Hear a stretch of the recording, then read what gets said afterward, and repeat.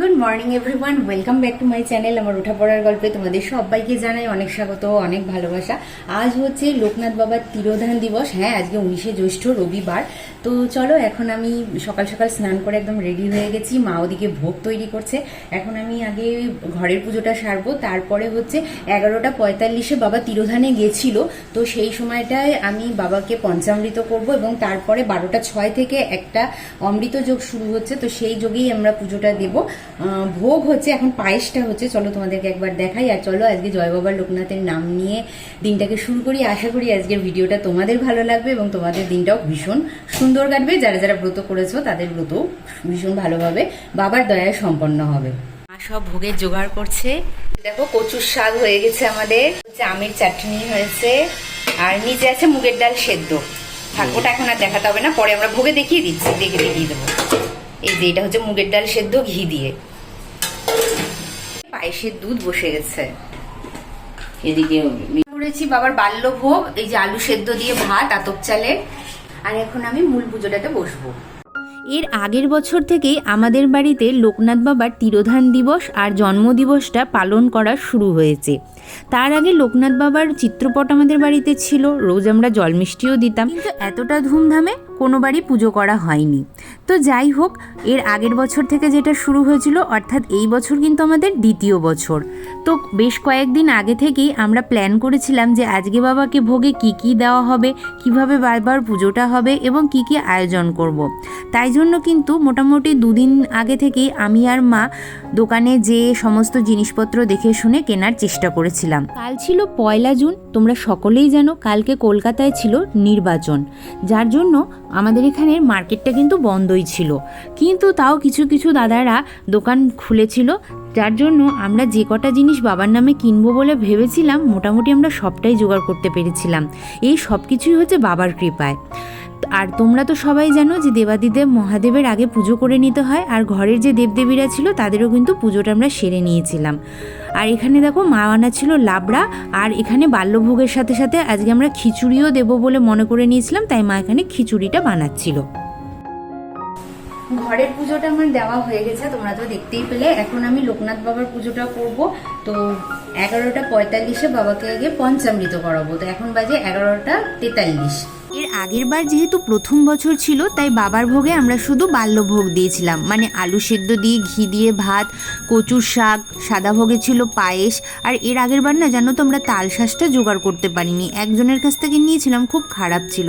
তো এবার সেই জন্য মন ভরে আমরা তালশাঁস জোগাড় করেছিলাম প্রথমে বাজারে যেই আগে। তো যাই হোক, এই সময় বাবার তিরোধানের সময় হয়ে গেছিলো, যার জন্য মা এখানে পঞ্চামৃতটা করে নিচ্ছিল। আর তার আগে তো আমি পঞ্চামৃত করলামই, তোমরা দেখতেই পেলে। আর মা এখানে এখন গঙ্গা জল দিয়ে বাবাকে অভিষেক করে নিচ্ছিল। আর এই 2 দিন ধরে লোকনাথ বাবার তিরোধান দিবসের জন্য বাজার যেন আগুন ছিল, তোমাদেরকে কি বলবো। কচুর শাক যেখানে আমরা 10 টাকা থেকে 15 টাকায় কিনতে পাই, সেই কচুর শাকের একটা লাঠি কালকে আমি কিনেছিলাম 30 টাকা দিয়ে। আর সবুজ রঙের যে কচুর শাকটা হয়, সেটা নাকি 50 টাকা করে বিক্রি হচ্ছিল। মানে শুনেই আমি অবাক। তারপরে আরও কিছু জিনিসের দাম আমি অত্যধিক বেশি দেখলাম, যেমন আমরা কালকে জাম কিনেছি 500 টাকা কেজি। যদিও পুজোয় কোনো জিনিস দিয়ে দাম বলতে হয় না, কিন্তু তবুও আমার জিনিসটা অস্বাভাবিক লাগলো বলে আমি তোমাদের সঙ্গে শেয়ার করলাম। তোমাদের ওখানে কীরকম দাম ছিল জিনিসের একটু আমাকে জানিও তো। আর জানো তো, ফুল বেলপাতা কিনতে যেয়ে তো আমার মাথায় হাত, এক একজন এক এক রকম দাম বলছিল। যাই হোক, তোমাদেরকে খিচুড়িটার আরেকবার একটু দর্শন করিয়ে দিই। বলা হয় ভোগ দর্শনে নাকি দুর্ভোগ কাটে। আর এখানে দেখো শ্বেতপদ্ম নিয়েছিলাম। যাই হোক, আমার একজন চেনা পরিচিত কাকুর কাছ থেকে নিয়েছিলাম বলে মোটামুটি শ্বেতপদ্মগুলোর দাম একটা ঠিকঠাক নিয়েছিল, 15 করে 30 টাকায় নিয়েছিল, যদিও 20 টাকা করে বলছিল। তারপরে আমি একটু বার্গেনিং করেই কিন্তু জিনিসগুলোর দাম কমাই। আর আকন্দের মালাটা আজকে আমি খুব রিজনেবল প্রাইসে পেয়েছি, একদম 5 টাকা করে পিস পেয়েছি। অন্যান্য দিন 10 টাকা থাকে, কিন্তু কেন আজকে আমি এত কমে পেয়েছি সেটা তো বাবাই জানে, বাবার কৃপা। যাই হোক, মোটামুটি সব জোগাড় করে নিয়েছি। আর এখানে একটা ঘিয়ের প্রদীপও সাজিয়ে নিয়েছি, যে আজকে যেহেতু স্পেশাল ডে, তো আমরা ঘিয়ের প্রদীপই জ্বালাবো। আর এখানে দেখো, ছোট লোকনাথ বাবার গলায় না খুব একটা মালা থাকতে চায় না, তো আমি এই ছোট্ট মতির মালাটা নিয়েছিলাম। আর মা যেহেতু বাড়িতে বড়, তো দুটো যেহেতু আমি পদ্ম নিয়ে এসেছিলাম, তো তো মাকে দিয়ে একটা পদ্ম বাবার চরণে দেওয়ালাম, কেন কি মা তো গৃহকর্ত্রী, মা আমাদের সবার মঙ্গল চাইবে, তো তার জন্যই আমি মাকে দিয়ে এটা দেওয়ালাম। আর আমি এখানে এক ছোট পদ্মটা দিয়ে আর একটু নীল অপরাজিতা ফুল দিয়ে এখানে পুজো দিয়ে দিচ্ছি। তোমরা একটা জিনিস দেখলে লক্ষ্য করতেই পারবে, অন্যান্য দিন আমাদের অপরাজিতা ফুলগুলো কত সুন্দর থাকে না, আর আজকে দেখো কত দাম দিয়ে কত ছোট ছোট অপরাজিতা ফুল পেয়েছি। যাই হোক, যা পেয়েছি সেটাই বাবার দয়া, পেয়েছি যে এটাই অনেক। এই ভোটের মধ্যে যা চারিদিকের পরিস্থিতি, তাতে আমি মনে করি যে আমি যতটুকুন পেয়েছি সেটাই আমার জন্য অনেক। এখানে তালশাঁসগুলোকে দেখো, এই যে অনেকগুলো তালশাঁস নিয়েছিলাম, তো সেগুলোকে সুন্দর করে পরিষ্কার করে দিয়েছিলাম।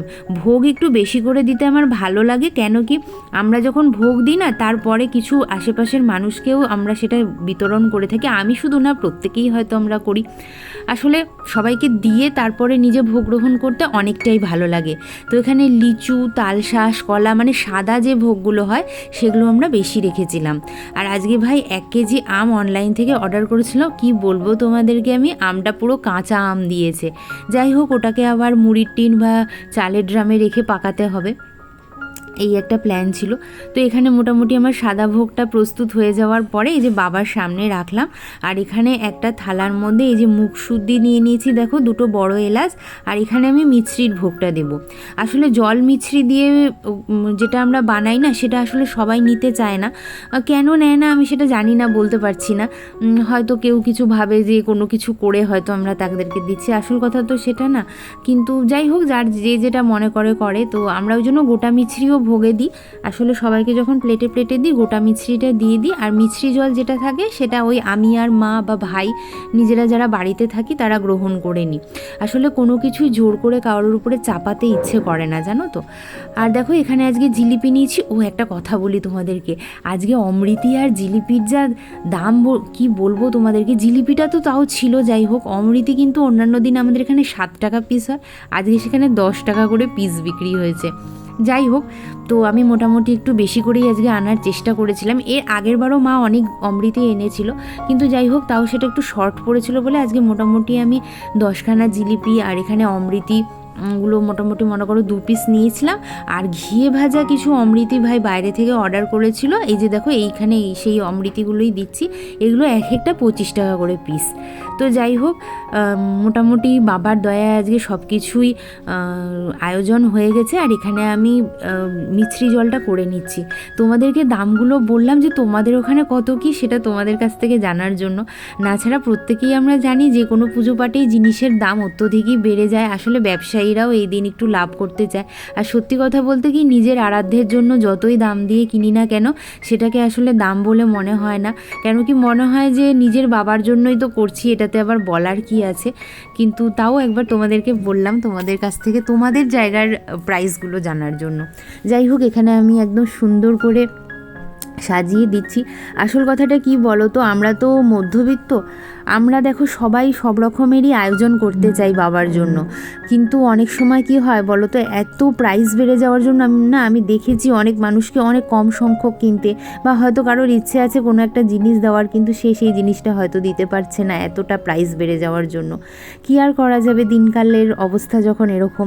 যাই হোক, আমাদের এখানে অন্নভোগটা হয়ে গেছে। এখানে আমরা দিয়েছিলাম ভাত ঘি দিয়ে, তার সঙ্গে ছিল আলু সেদ্ধ, তার সঙ্গে ছিল তোমার মুগের ডাল সেদ্ধ, যেগুলো বাবা পছন্দ করেন। কচুর শাক ছিল লাবড়া, খিচুড়ি, চাটনির মধ্যে আমের চাটনি ছিল, সাদা ভোগে ছিল পায়েস, মিছরি, অমৃতি, ফলমূলাদি, এগুলো তো তোমাদেরকে আমি দেখালামই। হ্যাঁ, আমি জানি আমার অনেক বন্ধুদের বাড়িতে হয়তো এর থেকেও বেশি আয়োজন হয়েছে। অনেকে হয়তো লুচি সুজি দিয়েছেন, অনেকে হয়তো 5 রকমের ভাজা দিয়েছেন এই অন্নভোগের সঙ্গে করে। তো যাই হোক, পরের বছরের জন্য সেটা তোলা থাকলো। চেষ্টা করব পরের বছর সেগুলো দেওয়ার। আর আরেকটা জিনিস, যেটুকুন করার আমি আর মা ভক্তি ভরে করেছি, সঙ্গে ভাইও ছিল, ভাইও প্রচুর কিছু হেল্প করেছে আজকে। তোমাদের বাড়িতে কার কীরকম পুজো হলো তোমরা আমাকে অবশ্যই লিখে একটু জানিও। তোমরা অনেকেই আমাকে ফটো পাঠিয়েছো, তো তোমাদের ফটোগুলো আমি ধীরে ধীরে কমিউনিটিতে এক এক করে পোস্ট করতে থাকবো। তোমরা মনে কিছু করো না, কারণ মানে ফটো যদি দিতে আমার একটু দেরি হয়ে যায়, তো সবারটাই তো আসলে দিয়ে তারপরে নিজেরও কিছু প্রচার থাকে, সেগুলোও করতে দিতে হয় কমিউনিটিতে। যাই হোক, এরপরে আমরা ঘিয়ের প্রদীপটা প্রজ্বলিত করেছিলাম, ধূপ দ্বীপ পঞ্চপ্রদীপ সব কিছু দিয়েই আরতি করা হয়েছিল, বাবার পাঁচালি পাঠ করা হয়েছিল, সেটা একটু পরে তোমাদেরকে শোনাচ্ছি। তো মোটামুটি সুন্দরই গেল দিনটা আজকে আমাদের বাবার দয়ায়। বাবার পুজো দেওয়ার পরে না একটা অদ্ভুত তৃপ্তি, অদ্ভুত শান্তি হচ্ছিল। তারপরে পুজো টুজো দেওয়ার পরে আমরা সবাইকে ভোগ বিতরণ করি এবং ভোগ বিতরণ করার পরে আমরা ভোগ নিজেরা গ্রহণ করেছিলাম। আর তখন খুব তোমাদের কথা মনে হচ্ছিল যে তোমাদেরকে যদি একটু ভোগ গ্রহণ করাতে পারতাম। আসলে ভোগগুলো অমৃতর মতন হয়েছিল, তোমাদেরকে কি বলি। আসলে সবটাই বাবার কৃপা, বাবা নিজেরটুকু নিজেই নিয়ে নেন, আমাদেরকে দিয়ে করিয়ে নেন, জোগাড়ই হোক আর সেটা কোনো অন্ন ভোগই হোক। আচ্ছা, তোমরা অনেকেই আমাকে বলেছো যে একাদশীর দিন তোমরা ভোগ দাওনি, অন্ন ভোগ দাওনি বাবাকে। তো আমি দিয়েছিলাম, আমার যেটা মন চেয়েছিল। ত্রিকালজ্ঞ মহাযোগী লোকনাথের জয়, পাপি তাপি উদ্ধারিতে হলেন উদয়। আবির্ভূত হন বাবা কচুয়া গ্রামেতে, জনমিন লোকনাথ ঘোষাল গৃহেতে। পিতা রামকানাই ঘোষাল, কমলা দেবী মাতা, ধর্মপরায়ণা তিনি সতী পতিব্রতা।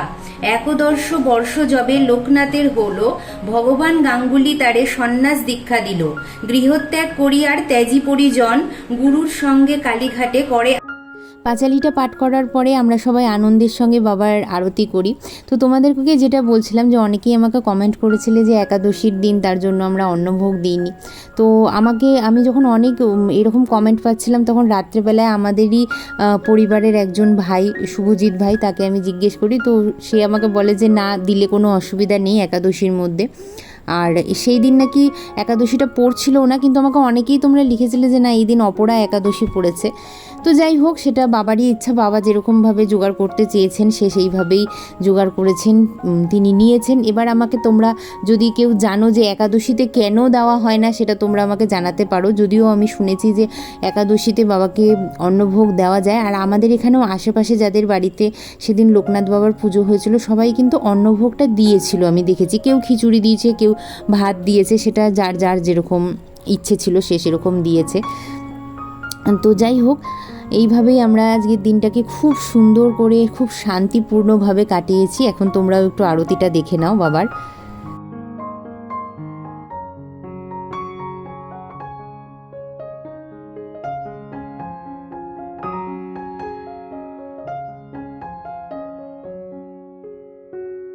শিব ঠাকুরের যেহেতু কর্পূরের আরতি প্রিয়, তো বাবা লোকনাথেরও কর্পূরের আরতি প্রিয়। আর এটা তো আমরা সবাই জানি যে বাবা হলেন শিব ঠাকুরেরই অবতার।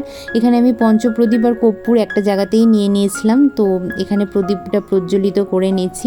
আর মাও আমার পাশে বসেছিল আজকে পুজোতে। তো যেহেতু ক্যামেরাটা আমি অপারেট করছিলাম, তো তার জন্য মাকে আসলে দেখানোটা সম্ভব হয়নি। তোমাদের কীরকম কাটলো, তোমরা কিভাবে আয়োজন করলে এই পুজোর, কীরকম কি গেল তোমাদের, সবটাই আমাকে কমেন্ট করে একটু জানিও। আমার এই ধরনের কমেন্ট পড়তে খুবই ভালো লাগে। আর তোমরা যখন আমাকে কেউ কোনো ডিসিশন দাও, তখন আমার নিজের মনে হয় যে নিজেরই পরিবার। যখন আমাকে কোনো জিনিস করতে নিষেধ করো বা কেউ হয়তো অভয় দাও যে না এই জিনিসটা করতে পারো, কোনো অসুবিধা নেই, তখন নিজের মনে একটা শান্তি হয়, মনে হয় যে আমি আমার নিজের পরিবারের মানুষগুলোর কাছ থেকেই সেই ডিসিশনটা নিচ্ছি। যাই হোক, আজকের দিনটা ভীষণ ভালো কাটলো। তারপরে এই যে দেখো, বাবা লোকনাথের সঙ্গে আমি একটু বসে গেছিলাম ফটো তুলতে। তো বন্ধুরা, পুজো পাঠ তো দিনের বেলায় সম্পন্ন হয়ে গেছে। এখন আমি বসেছি তোমাদের সঙ্গে একটু কথা বলতে। বাবার দয়ায় আজকের দিনটা খুব সুন্দর করে আমাদের কেটেছে। সবাইকে পুজোর পরে আমরা ভোগ বিতরণ করেছি, আবার নিজেরাও ভোগ গ্রহণ করেছি। আসলে কি বলতো, এত তাড়াতাড়ি সবকিছু করেছি না, আর যেহেতু ক্যামেরাটা আমাকেই অপারেট করতে হয়, তো আমার মাথা থেকেই চলে গেছে যে তোমাদের সঙ্গে সেই জিনিসগুলো আমি শেয়ার করি। আর সব কিছুই মোটামুটি ঠিকঠাকই ছিল। তো যার জন্য ওই ভোগ বিতরণ অর্থাৎ আমি প্লেটে প্লেটে যে বাড়ছি সেই জিনিসগুলো একটু দেখানো হয়নি। আর মহাপ্রসাদ যখন আমরা গ্রহণ করেছি সেই টাইমটায় তোমাদের সঙ্গে আসলে শেয়ার করা হয়নি। আর যেহেতু আমাদের ডাইনিং টেবিলটা এমন জায়গায় তোমাদের মানে রাখা, যেখানে হচ্ছে আসলে দেখানোর মতন মানে ক্যামেরাটা যে আমি সেট করবো সেরকম আসলে জায়গা থাকে না। যাই হোক, তো সেই জায়গাটা করতে পারিনি। আর আমার পরিবারের একজন সদস্য আর আমাকে একজন বলেছো যে ডেলি লাইফস্টাইল ব্লগ শেয়ার করতে, তো একটা কথা বলি, আমার না ডেলি লাইফস্টাইল ব্লগটা কেউ দেখতে চায় না গো, যার জন্য আমি করি না। ফালতু একটা জিনিসের কষ্ট করে সারাটা দিন করে তারপরে সেই জিনিসটা যদি কেউ না দেখে তখন খুব মনে কষ্ট হয়। তো যেটা তোমরা দেখতে চাও, যেটা ভালোবাসো, আমি সেটাই দেখাই। তো যাই হোক, আজকের ভিডিওটা এখানেই শেষ করব। কেমন লাগলো ভিডিওটা অবশ্যই লিখে জানিও। ভালো লাগলে লাইক শেয়ার করতে ভুলো না। যারা ফেসবুক থেকে আমার ভিডিওটা দেখছো তারা প্লিজ আমার পেজটাকে ফলো করে নিও, আর যারা ইউটিউব থেকে আজকে নতুন আমাকে দেখছো তারাও প্লিজ আমার চ্যানেলটিকে সাবস্ক্রাইব করে আমার পাশে থেকে আমার বন্ধু হয়ে যেও। চলো আজকের মতন এখানেই শেষ করছি, দেখা হবে আবারও একটা সুন্দর কোনো পূজাবিধির সঙ্গে। তোমাদের পুজো কেমন কাটলো অবশ্যই লিখে জানাতে ভুলো না। চলো আজকের মতন শেষ করছি এখানেই। তোমরা সবাই খুব ভালো থেকো, সুস্থ থেকো। চলো বাই বাই।